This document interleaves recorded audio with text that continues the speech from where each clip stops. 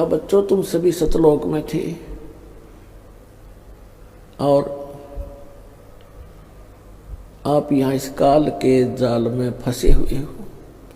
गरीबदास जी ने कहा कि हे भगवान, वहाँ ऐसा स्थान बता रहे हो आपके कभी मृत्यु नहीं होती, वृद्ध अवस्था नहीं होती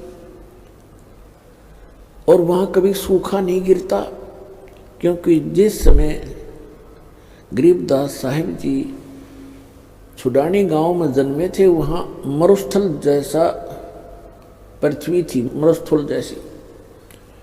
राजस्थान से मिलती जुलती वो अक्षेत्र था, जो वर्तमान में भी राजस्थान का तो बल्कि अच्छा हो गया होगा।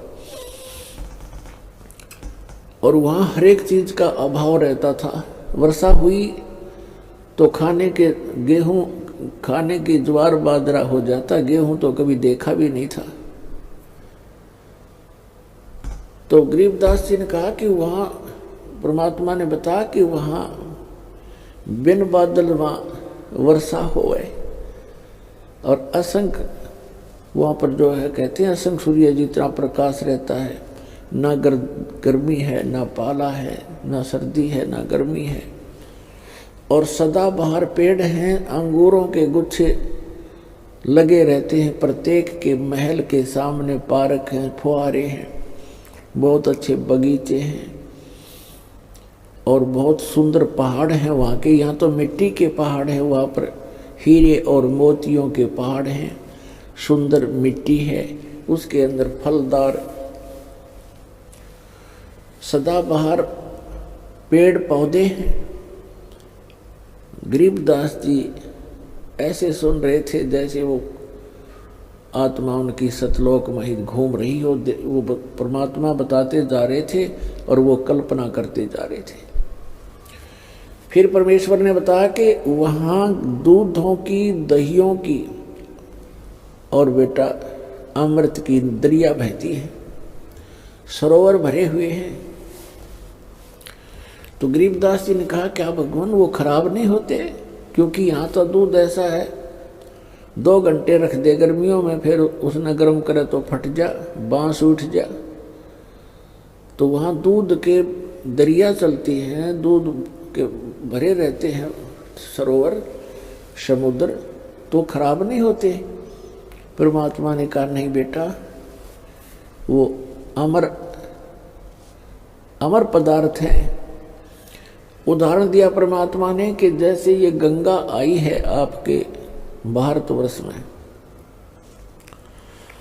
ये गंगा का जल हमारे ही लोक से आया है, सतलोक से।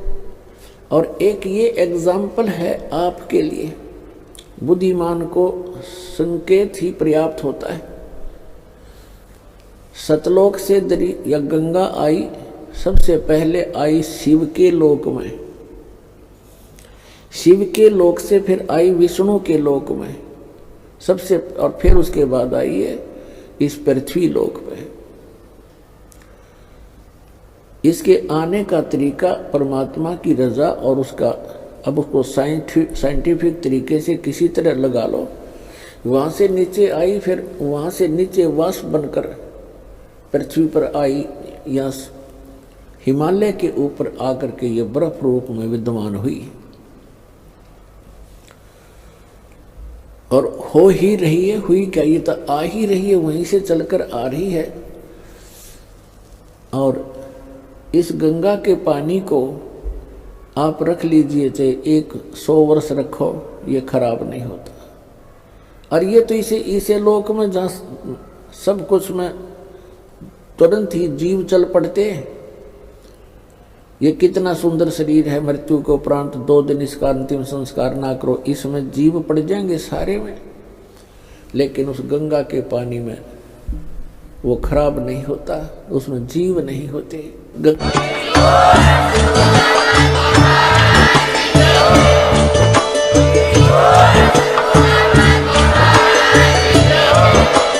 आप सुन रहे थे जगत गुरु तत्वदर्शी संत रामपाल जी महाराज जी के मंगल प्रवचन। अधिक जानकारी के लिए विजिट कीजिए हमारी वेबसाइट www.jagatgururampalji.org।